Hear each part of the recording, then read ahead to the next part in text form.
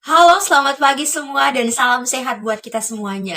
Teman-teman, guru, apa kabar semuanya? Semoga semuanya dalam kondisi yang baik dan dalam keadaan tubuh yang sehat serta fit. Karena kita juga tahu ya, pandemi COVID-19 ini semakin menyebar luas dan semakin merebaknya nih. Dan varian barunya yaitu Omicron juga telah masuk ke beberapa wilayah dan semakin parah penyebarannya. Jadi daripada itu kita harus juga tetap patuhi protokol kesehatan, prokes, dan kita juga jangan patah semangat nih, walaupun pembelajaran kita balik lagi ke seperti sebelumnya, yaitu pembelajaran daring dengan di rumah saja. Tapi itu bukan jadi penghalang ya bagi kita untuk menumbuhkan rasa semangat dalam diri kita sebagai siswa yang selalu aktif dalam mengikuti pembelajaran dari sekolah. Oke, let's back to the topic. Jadi, di kesempatan kali ini saya akan menjelaskan mengenai daripada yang pertama, struktur bakteri serta pembagiannya, dan yang kedua, jenis reproduksi aseksual dan seksual yang terjadi pada bakteri, dan yang ketiga, saya akan membahas mengenai reproduksi empat reproduksi yang dilewati oleh si bakteri, yaitu ada reproduksi pembelahan dirinya, yaitu ini disebut dengan pembelahan biner, dan yang kedua ada transformasi, ketiga transduksi, dan yang keempat itu konjugasi. Jadi kita akan membahas step by step ketiga mengenai topik ini. Tetapi sebelum kita membahas dan masuk pada topik struktur bakteri, hal pertama yang harus kita ketahui terlebih dahulu nih bahwa bakteri itu merupakan prokariotik, yang artinya tidak memiliki membran dan tidak memiliki inti. Pada umumnya, struktur bakteri itu terbagi atas 7 bagian, yaitu ada yang namanya dinding sel, fimbre, pili, flagel, membran sel atau yang biasa disebut dengan membran plasma, ada mesosom, dan terakhir sitoplasma. Di dalam sitoplasma ini, struktur bakteri nanti terbagi lagi nih, ada yang namanya ribosom, plasmid, granula penyimpanan, dan di beberapa bakteri tertentu terdapat vakuola gas, klorosom, dan endospora pada lingkungan tertentu. Mari kita bahas satu persatu. Jadi yang pertama kita akan membahas struktur bakteri yang pertama tadi yang saya sebutkan yaitu dinding sel. Fungsi utama dari dinding sel ini adalah untuk memberi dan mempertahankan bentuk daripada sel bakteri. Apa sih bentuk-bentuk daripada sel bakteri itu sendiri? Bentuknya itu ada 3, yaitu ada basil, ada kokus, dan ada spirillum. Basil itu seperti memanjang kayak gini, kokus itu bulat, dan spirillum itu bergelombang. Oke, dinding sel ini perlu kita ketahui dia ini tersusun dari peptidoglikan atau murein. Jadi apa sih peptidoglikan itu? Jadi peptidoglikan itu merupakan polimer yang tersusun atas mula yang termodifikasi dan dihubungkan secara silang oleh polipeptida pendek. Jadi peptidoglikan ini juga bisa kita sebut sebagai disusun oleh disakarida. Disakarida ini gula dan berulang, disakarida berulang. Kalian bisa lihat pada gambar. Dan peptidoglikan di sintetisnya bernama sitosol dengan menggunakan enzim yang ada di sitosol. Jadi kayak yang segi 6 pada gambar ini itu yang disebut dengan disakarida dan rantai-rantainya itu yang disebut dengan asam amino. Dan beberapa fungsi dari dinding sel ini selain daripada memberi dan mempertahankan bentuk pada sel bakteri itu dia mempunyai fungsi yang lain ternyata. Itu ada yang fungsi yang lainnya itu ada melindungi isi sel bakteri, mencegah sel bakteri itu lisis atau pecah. Lisis kan sudah kita pelajari ya di pelajaran sebelumnya pada sel bakteriofag T4.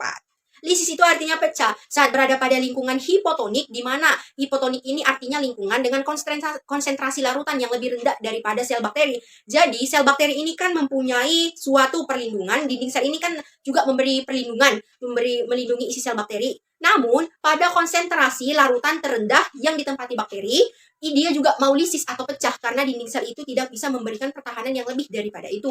Makanya di dinding sel ini juga harus terhindar dari lingkungan hipotonik. Kemudian fungsi dari dinding sel ini juga dijadikan sebagai salah satu dasar pengelompokan bakteri. Seperti seorang ahli yang bisa kita sebut namanya itu si Christian Gram, dia membuat bakteri ini menjadi 2 kelompok berdasarkan tebal dan tipisnya dinding sel, yaitu yang terdapat di dinding sel ini tadi kan peptidoglikan, berdasarkan tebal dan tipisnya peptidoglikan yang menyusun dinding sel tersebut. Di dinding sel ini dilapisi dengan lapis lengket juga. Nah, lapisan lengketnya ini kalian bisa lihat pada gambar ini, ada yang warna kuning dan ada yang warna hijau.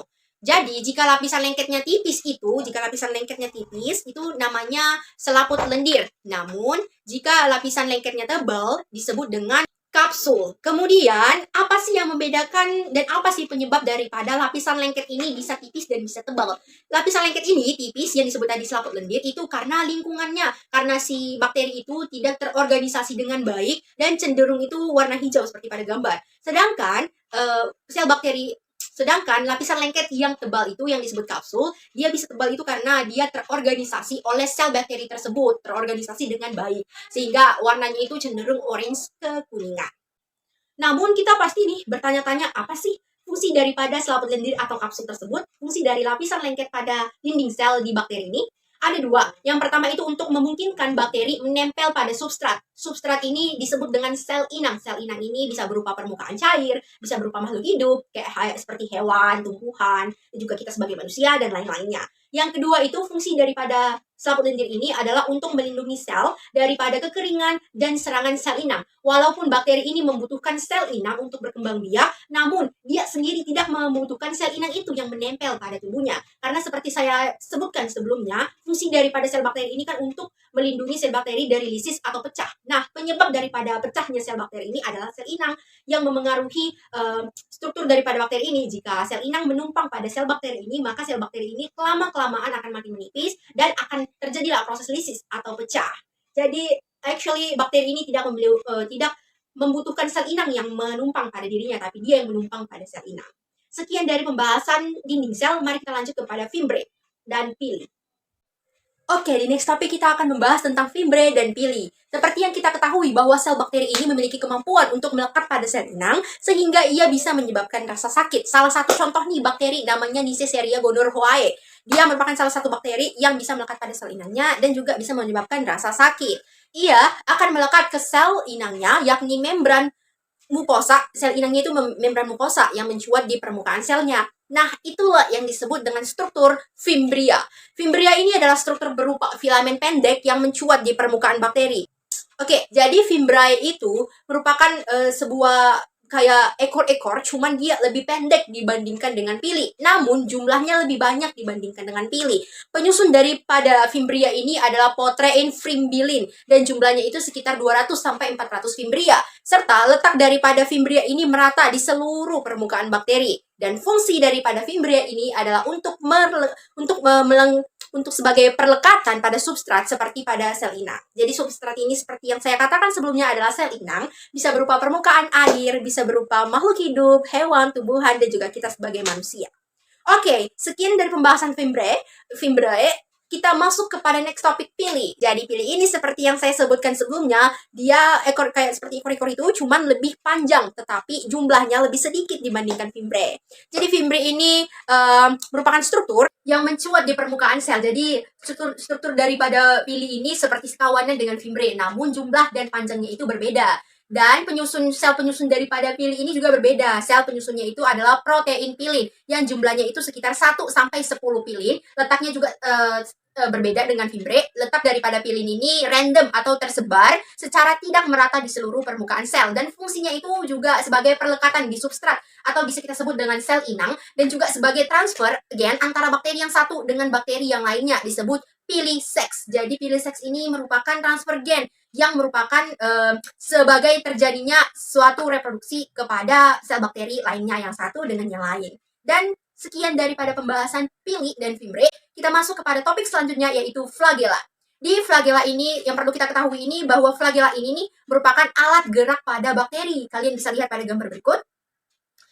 Oke, kemudian panjang flagela ini seperti sambuk atau tipis. Jadi panjang dari flagela ini seperti sambuk, dia juga bergelombang tetapi tipis. Dan sel penyusun daripada flagela ini merupakan protein yang berupa rantai panjang atau disebut dengan helix. Kemudian flagela ini terbagi atas 3 bagian. Ada motor, ada penghubung, dan ada filamen. Jadi kita akan juga membahas satu-satu daripada 3 bagian ini. Dan fungsi daripada flagela ini sebagai juga pergerakan atau motivator, motilitas daripada bakteri, dan juga dia mencuat dan tertanam pada dinding sel di membran sel. Dan letaknya dia mencuat juga seperti si fimbre dan pili. Tadi saya sebutkan 3 bagian dari flagela ini adalah motor, penghubung, dan filamen. Dimulai dari motor. Motor ini tersusun atas cincin-cincin yang dikelilingi protein. Dan protein penyusun cincin-cincin berperan dalam penggerakan motor. Motor bertanggung jawab dalam membentuk filamen flagela. Jadi motor ini sebagai penggerak daripada si flagela menuju ke tempat yang lainnya. Seperti itu. Sedangkan yang kedua ada bagian penghubung. Bagian penghubung ini hanya menghubungkan antara si filamen flagela dengan si motor. Dan fungsinya itu hanya itu gitu loh. Dan yang ketiga, terakhir bagian daripada flagela ini adalah filamen flagela yang mencuat di permukaan sel dan tersusun atas protein flagellin. Si filamen flagela ini juga akan melakukan gerak rotasi yang disebabkan motor. Kan dia tadi terhubung dengan motor atas penghubung pada bagian flagela yang kedua. Jadi bakteri akan bergerak mendekati oksigen dan makanan menggunakan flagelanya. Tetapi jika ada toksin atau racun, ia akan menghindar nih dengan flagelanya. Dan jumlah dan serta posisi flagela setiap bakteri itu berbeda-beda ya. Ingat, jumlah dan posisi setiap flagela pada bakteri itu berbeda-beda sesuai dengan bakterinya itu sendiri. Oke, sekian dari pembahasan singkat daripada flagela. Kita masuk kepada struktur selanjutnya yaitu membran sel. Membran sel merupakan struktur kompleks seperti struktur kulit pada manusia. Membran sel ini tersusun atas fosfolipid bilayer dan protein. Dia disebut bilayer karena berlapis dua, dan jika kita ambil satu bagian kecil saja pada fosfolipid bilayer ini, maka dia akan disebut dengan fosfolipid saja. Bagian kepalanya disebut fosfat dan bagian kakinya disebut bilayer. Di fosfolipid bilayer ini kalian bisa lihat pada gambar berikut, ada yang namanya protein integral dan ada yang namanya protein perifer. Jadi protein integral ini adalah protein yang menembus dan melewati membran sel. Sedangkan si protein perifer ini merupakan protein yang terletak atau menempel di permukaan sel. Sebelumnya saya sudah mengatakan bahwa si membran sel ini merupakan struktur kompleks. Itu disebabkan karena dia memiliki fosfolipid bilayer dan protein. Makanya membran sel ini merupakan lapisan yang paling efektif. Dan membran sel atau membran plasma ini juga disebut sebagai semi-permeable. Jadi arti dari semi-permeable ini adalah membran sel hanya dapat dilewati senyawa atau molekul-molekul tertentu saja. Karena struktur dan lapisannya yang efektif, jadi dia bisa membedakan dan mengklasifikasikan senyawa-senyawa yang ingin masuk dan tidak membahayakan pada sel bakteri tersebut. Hanya dia merupakan struktur paling kompleks dan juga struktur yang disebut dengan semi-permeable. Fungsi daripada membran sel ini yang pertama sebagai transportasi senyawa tertentu. Senyawa itu seperti makromolekul. Yang kedua ada melindungi isi sel atau bagian internal sel bakteri. Dan yang ketiga sebagai metabolisme sel atau disebut dengan respirasi dan fotosintesis. Perlu kita ketahui nih bahwa sebagian bakteri itu memiliki membran yang terspesialisasi dalam menjalankan fungsi metabolismenya sendiri. Membran ini berasal dari lipatan membran plasma yang mengandung enzim dan komponen lainnya. Jadi ada membran respirasi yang berfungsi untuk menjalankan respirasi seluler, untuk menghasilkan suatu energi pada sel bakteri tersebut, dan ada juga yang namanya membran tilakoid yang berperan dalam proses fotosintesis. Jadi jadi fungsi metabolisme ini untuk menjalankan proses respirasi dan proses fotosintesis. Sekian dari pembahasan daripada membran sel. Masuk kita daripada ke topik selanjutnya yaitu mesosom. Mesosom ini adalah sebuah pelipatan membran sel ke arah dalam sehingga membentuk sebuah tonjolan yang terlipat. Fungsi daripada mesosom ini adalah untuk meningkatkan luas permukaan daripada membran sel. Singkat saja, di dalam membran sel yang seperti saya sebutkan sebelumnya, itu ada yang namanya membran respirasi. Nah, membran respirasi ini disebutkan bahwa untuk menghasilkan energi pada sel bakteri sebagai proses respirasi dalam fotosintesis. Dan fungsi daripada mesosom ini untuk membantu pengefisian dalam proses respirasi yang terjadi di dalam sel bakteri. Oke, sekian daripada penjelasan singkat mesosom. Kita masuk kepada topik selanjutnya yaitu sitoplasma. Di awal saya bilang bahwa sitoplasma itu merupakan bagian dalam suatu sel bakteri atau isi sel bakteri yang tersuspensi di dalam suatu struktur. Jadi, sitoplasma ini tersusun atas sitosol. Sitosol ini merupakan cairan sel dan partikel yang tersusun di dalamnya. Sitoplasma juga merupakan komponen pada sitoplasma protein, asam amino, ada juga gula, nukleoid, garam mineral, vitamin, enzim, DNA, ribosom, dan lain-lain seperti yang saya sebutkan di awal video yang merupakan bagian sitoplasma yang terbagi nanti atas beberapa struktur lagi. Dan juga struktur internal, seperti struktur internal daripada si sitoplasma ini ada granula penyimpanan. Dan seperti saya sebutkan, pada beberapa bakteri itu terdapat fagologas, klorosom, dan endospora pada lingkungan tertentu. Karena strukturnya yang kompleks, ia menjadi tempat terjadinya reaksi-reaksi kimia sel bakteri. Jadi, dapat disimpulkan kalau misalnya membran sel tadi struktur yang kompleks, tetapi sitoplasma ini struktur yang lebih kompleks daripada membran sel. Karena dia, sudah saya sebutkan, banyak bagian-bagian yang terdapat di dalam sitoplasma ini. Seperti ada ribosom, plasmid, granula penyimpanan, vakuolagas, ada klorosom, dan endospora pada lingkungan tertentu yang dapat mengefisiensikan untuk bakteri menjalankan reaksi-reaksi kimianya di dalam sel bakteri tersebut. Ada vakuolagas, ada klorosom, dan ada yang namanya endospora pada lingkungan tertentu. Mari kita bahas satu-satu struktur daripada bagian sitoplasma ini. Singkat saja, ribosom yang pertama. Ribosom ini tersusun atas protein dan DNA, dan letak daripada ribosom ini tersebar di sitoplasma. Fungsinya sebagai sintesis protein. Lanjut kepada DNA. DNA pada sitoplasma ini terkonsentrasi pada nukleoid. Jadi nukleoid ini adalah daerah sitoplasma yang tidak dibatasi oleh membran. Kalian bisa lihat pada gambar berikut.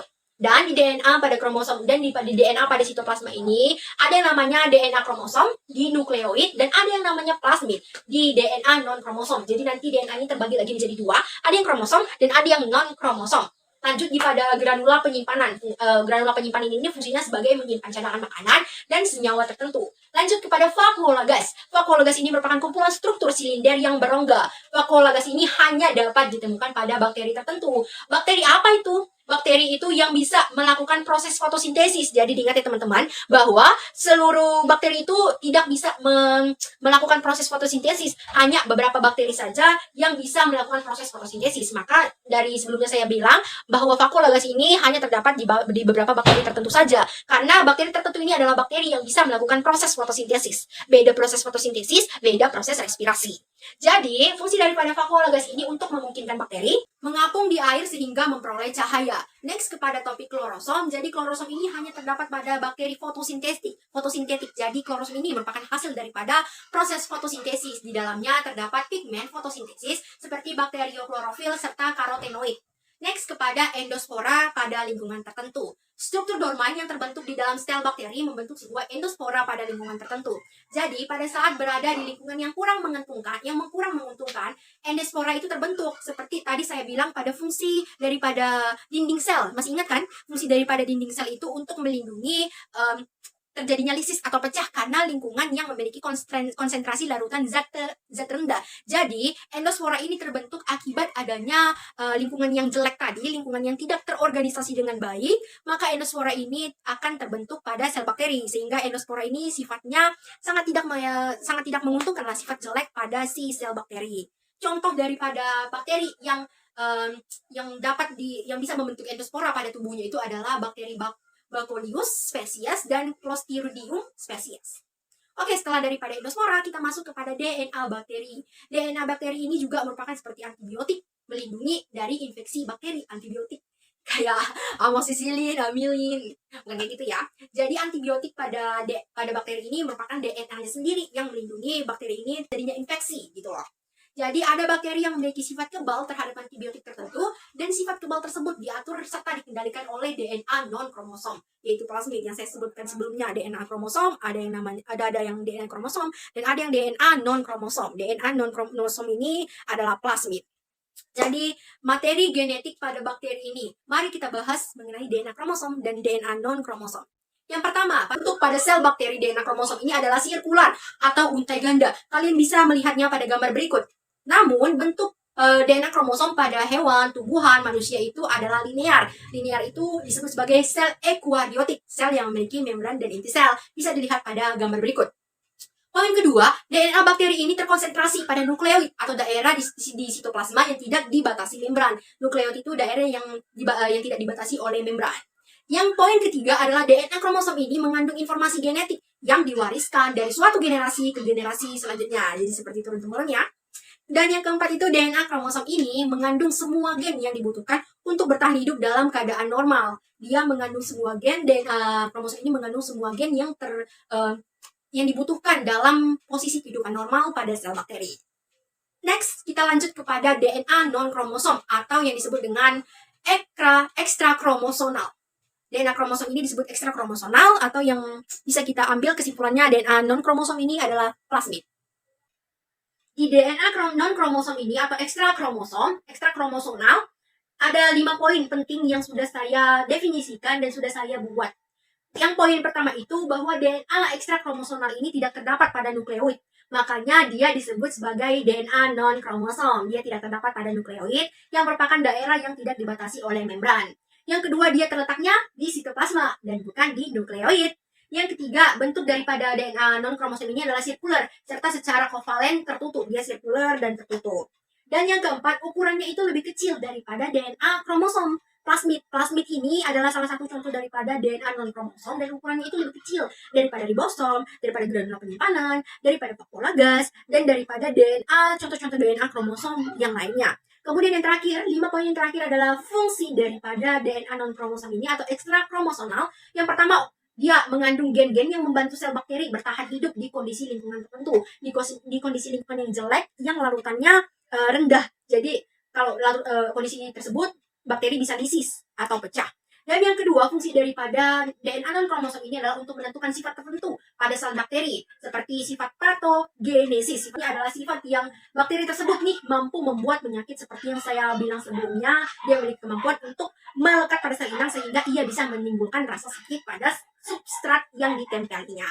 Kemudian yang terakhir, fungsinya itu adalah vektor atau pembawa gen asing dalam teknologi rekayasa genetika. Jadi berikut sekilas penjelasan daripada struktur bakteri. Masuk ke struktur bakteri, ada yang tadi kita simpulkan sedikit, ada yang tadi dinding sel, kemudian dari dinding sel kita masuk pada fimbre, pili, flagella, kemudian mesosom, ada sebelum mesosom kita masuk kepada membran sel atau membran plasma, kemudian mesosom, dan terakhir ada sitoplasma yang terdiri atas banyak bagian yang sudah kita bahas sebelumnya. Oke, sekian dari penjelasan daripada struktur bakteri. Kita masuk kepada pembahasan tentang jenis reproduksi seksual dan aseksual. Jadi, bakteri dapat bertumbuh dan bertambah banyak jumlahnya itu karena bakteri tersebut mampu berkembang biak dengan sendirinya. Bakteri merupakan salah satu makhluk hidup yang dapat berkembang biak dengan sendirinya. Dari perkembangbiakan bakteri ini terbagi lagi menjadi atas dua jenis, yaitu ada perkembangbiakan bakteri secara aseksual dan secara seksual. Mari kita bahas secara aseksual dulu. Secara aseksual, A artinya tidak, seksual artinya kawin. Jadi aseksual adalah proses perkembangbiakan bakteri di mana tidak melibatkan proses perkawinan atau pertukaran gamet, melainkan dengan menggunakan bagian tubuh organisme tersebut. Jenis daripada reproduksi aseksual ini adalah pembelahan diri pada bakteri tersebut, yaitu pembelahan biner atau yang disebut dengan binary fission. Oke, next kepada perkembangbiakan seksual yang terjadi pada bakteri. Perkembangbiakan seksual ini merupakan reproduksi yang melibatkan perkawinan dan peleburan gamet. Pada bakteri, terjadi rekomendasi gen, yakni mengkombinasikan atau menggabungkan dua DNA dari sumber bakteri. Tetapi rekomendasi ini tidak melibatkan fertilisasi ataupun pembelahan meiosis. Dia seperti terjadi pada reproduksi seksual organisme eukariotik. Jadi berdasarkan perkembangbiakan seksual ini, perkembangbiakan bakteri yang termasuk dalam seksual itu ada perkembangbiakan transformasi, transduksi, dan konjugasi. Tentu daripada tiga hal ini kita akan membahas satu-satu mulai dari pembagian perkembangbiakan bakteri mulai dari aseksual sampai kepada seksual. Aseksual tadi perkembangbiakannya contohnya pembelahan biner, dan seksual itu contohnya ada transduksi, transformasi, dan konjugasi. Mari kita Oke, untuk perkembangbiakan yang pertama, kita ambil dari perkembangbiakan aseksual dulu ya, yaitu yang pertama pembelahan diri pada sel bakteri itu sendiri, yakni yang disebut dengan pembelahan biner atau binary fission. Jadi, perkembangbiakan biner ini, pembelahan biner ini adalah perkembangbiakan aseksual yang melibatkan pembelahan sel menjadi dua sel yang baru. Jadi, dia menghasilkan dua anak sel yang baru. Tahap dari pembelahan biner ini saya sudah membuat ada 5 tahap. Sebelum masuk ke tahap, silakan dilihat gambarnya terlebih dahulu. Oke, pada tahap pertama pembelahan biner ini terjadi replikasi DNA atau penggandaan DNA atau duplikasi kromosom. Replikasi DNA ini bertujuan untuk supaya sel anak itu memperoleh DNA dalam jumlah yang sama dengan sel induknya. Setelah tahap kedua, setelah replikasi DNA tadi berlangsung, sel bakteri yang melakukan pembelahan biner mengalami elongasi atau pemanjangan. Kalau diibaratkan kita nih, mengalami tumbuh tinggi kalau misalnya bakteri makin panjang makin besar. Dalam pembelahan biner ini juga kita perlu ketahui bahwa ada yang namanya sebuah protein FTZ. FTZ ini adalah Filament Therapeutic Sensitive Mutant Z yang akan berpindah ke tengah membentuk cincin FTSZ.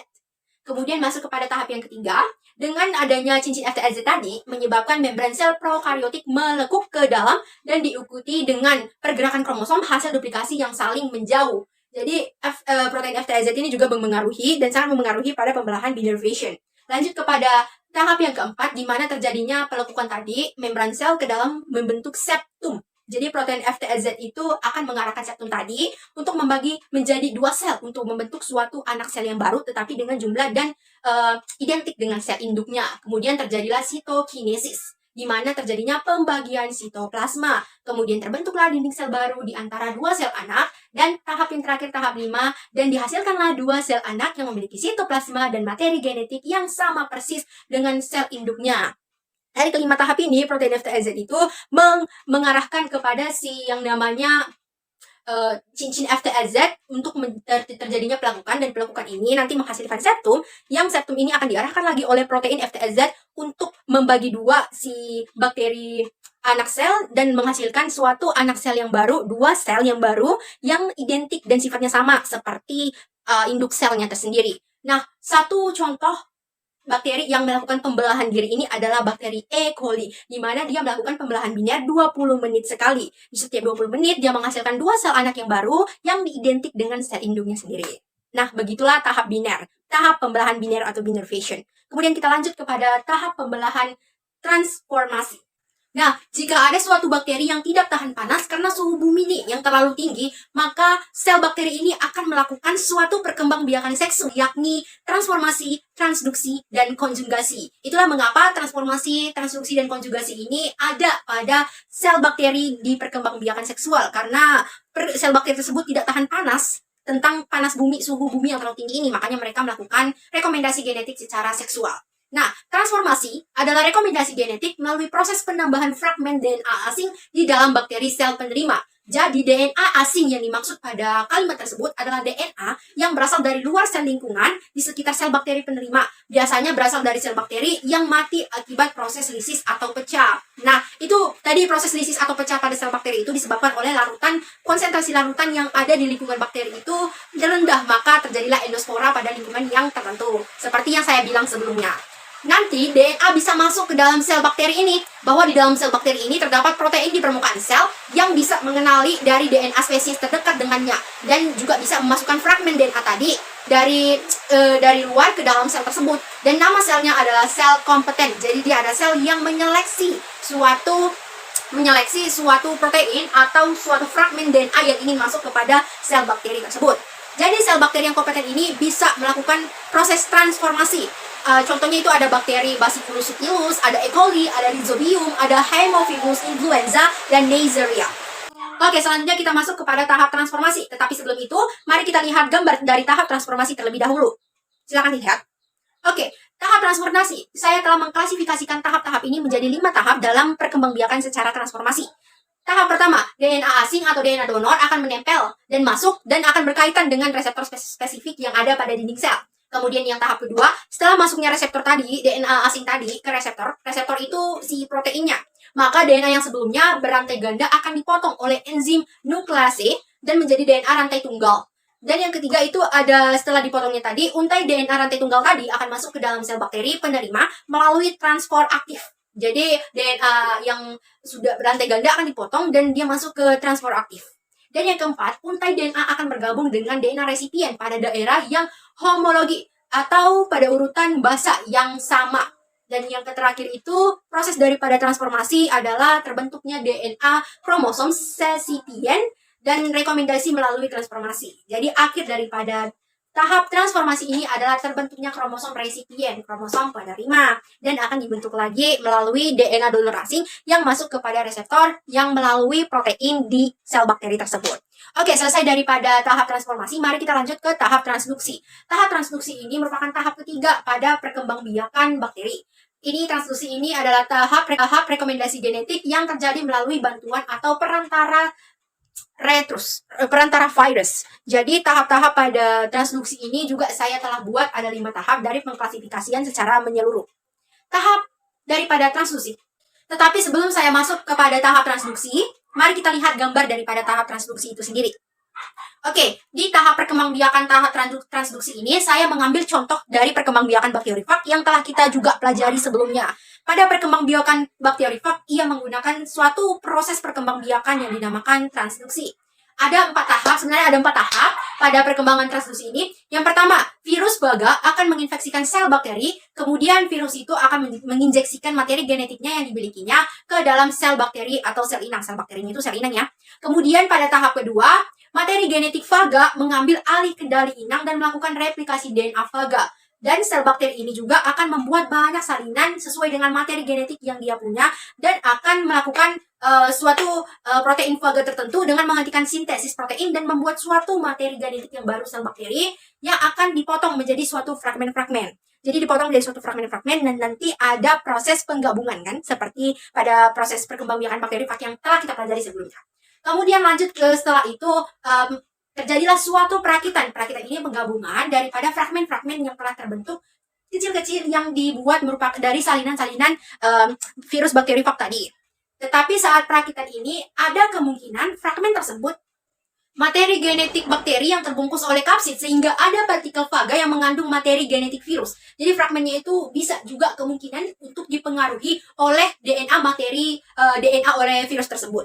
Kemudian tahap terakhir itu maka faga baru dengan materi genetik dari bakteri sebelumnya menginjeksikan bakteri lain dan menginjeksikannya terjadi secara crossing over atau silang menyilang ya. Dari terbentuknya rekomendasi antara materi genetik baru akan bergabung dengan materi genetik yang dibawa oleh virus. Jadi ada nih materi genetik yang telah dibentuk dan bergabung dengan materi genetik virus yang masuk ke dalam bakteri fag tersebut. Contoh bakteri yang mengalami proses daripada transduksi ini adalah bakteri E. coli dan Salmonella species. Persamaan, dan perlu kita ketahui juga nih, persamaan dari transformasi dan transduksi itu merupakan sama-sama tanpa melibatkan adanya kontak langsung antara dua bakteri.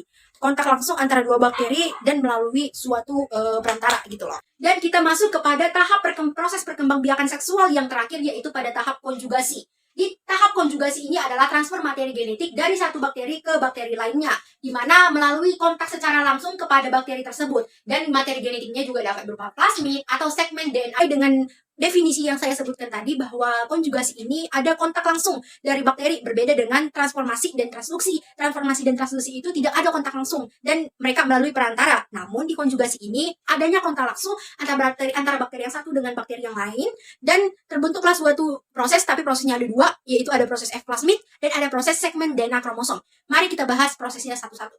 Dimulai dari konjugasi F plasmid. Sebelum masuk kepada tahap konjugasi F plasmid, mari kita lihat gambar daripada tahap tersebut. Oke, setelah melihat tahap daripada gambar, hal yang pertama perlu kita ketahui nih dari konjugasi F plasmid itu adalah jika sel bakteri memiliki F plasmid, maka dia disebut sebagai F positif. Sedangkan jika sel bakteri yang tidak memiliki plasmid, itu disebut dengan F min. F positif itu adalah sel donor dan F min itu adalah sel penerima. Ada 3 tahap konjugasi F plasmid yang telah saya rangkum, dan tahap pertama itu dimulai dari sel yang membawa F plasmid atau F positif. F positif tadi dibilang adalah sel donor. Kemudian dia membentuk suatu jembatan fertilisasi atau tabung konjugasi dengan sel bakteri F min. Lalu salah satu untai DNA plasmid dipotong 2. Jadi untai DNA plasmid itu dipotong 2 oleh si F min, F positif sel donor ini. Kemudian pada F min sel donor ini karena sebagian untainya dipotong, maka dengan menggunakan untai yang tidak terpotong sebagai template, F positif ini mensistensis atau membentuk untai baru. Sementara itu untai yang terpotong tadi, untai si F positifnya, si sel donornya itu akan membentuk suatu untai yang baru. Tetapi sementara itu untai yang terpotong tadi terlepas dan masuk ke F min melalui tabung konjugasi. Seperti yang kita ketahui bahwa sebelumnya F min itu adalah sel penerima. Maka F positif sel donor yang terpotong oleh tahap sebelumnya itu akan menjadi F min yang artinya itu sel penerima. Kemudian ketika masuk ke dalam tabung konjugasi, terjadilah di sini sebuah proses replikasi atau penggandaan untai ganda juga terjadi pada sel bakteri penerima. Kemudian transfer DNA selesai dan replikasi pun selesai. Maka sel bakteri penerima menjadi sel F positif rekombinan. F positif itu adalah sel donor rekombinan yang terbentuk atas potongan-potongan daripada F min yang merupakan sel donor. Oke, selesai daripada konjugasi F plasmid, kita akan masuk kepada konjugasi segmen DNA non-kromosom. Segmen DNA kromosom. Tapi sebelum kita masuk kepada tahap daripada konjugasi DNA kromosom ini, mari kita terlebih dahulu untuk melihat gambar daripada tahap ini. Oke, setelah melihat gambar daripada proses konjugasi segmen DNA kromosom, hal yang pertama kali harus kita ketahui itu adalah sel HFR. Apa itu sel HFR? HFR itu merupakan high frequency of recombination. Jadi sel HFR ini seperti yang saya sebutkan sebelumnya kan ada F donor. HFR ini merupakan salah satu dari sel F positif, sel donor, high frequency of recombination, yang merupakan sel yang memiliki F faktor berupa segmen DNA kromosom. Jadi, setelah kita mengetahui daripada sel HFR ini, mari kita masuk kepada 4 tahap dari konjugasi segmen DNA kromosom. Di sini saya telah mengklasifikasikannya dan merangkumnya menjadi 4 tahapan. Oke, di tahap pertama itu, sel HFR ini membentuk sebuah jembatan atau tabung konjugasi dengan sel F min. Dari sel F min ini sel donor ya. Kemudian, untai tunggal daripada F faktor ini lepas dan mulai melewati jembatan konjugasi untuk memasuki ke sel F min. Jadi ada jembatan konjugasinya dilewati dan masuklah kepada si F min sel penerima. Kemudian di tahap kedua itu setelah masuk kepada F-min dari jembatan konjugasi, terjadilah replikasi DNA baik di sel penerima dan baik di sel donor sehingga menghasilkan sebuah DNA untai ganda. Dan masuk kepada tahap yang ketiga, dari penghasilan DNA untai ganda ini biasanya jembatan konjugasi itu hancur karena si DNA untai ganda ini sudah terbentuk sebelum kromosom ditransfer sehingga terjadilah crossing over atau yang namanya pindah silang antara DNA yang ditransfer dengan DNA kromosom milik sel bakteri. Jadi sebelumnya juga saya sudah bilang kan, ada DNA yang terpengaruhi oleh daripada DNA virus dan ada juga DNA dari yang dihasilkan pada proses daripada sel bakteri itu tersebut. Dan proses yang terakhir itu proses yang keempat, DNA yang ditransfer tadi yang tersisa dan tidak bergabung dengan DNA kromosom sel bakteri penerima akan dihancurkan oleh enzim yang terdapat pada sel bakteri penerima. Lalu terbentuklah sebuah DNA rekombinan pada sel F-min. Pada sel F-min itu adalah pada sel donor. Oke, sekian daripada penjelasan saya mengenai konjugasi segmen DNA kromosom. Dan sekian juga dari pembahasan saya atas struktur bakteri, jenis reproduksi aseksual dan seksual, dan terakhir adalah jenis pembagian daripada pembelahan biner atau binary fission, transformasi, transduksi, dan konjugasi. Konjugasi tadi juga dibagi dua, yaitu ada konjugasi F-plasmid dan ada juga konjugasi segmen DNA kromosom. Jadi, tentu sudah banyak yang kita pelajari dan kita ambil, serta wawasan kita juga sudah bertambah daripada video ini. Terima kasih telah menonton, sekian dan terima kasih. Selamat pagi dan salam sehat.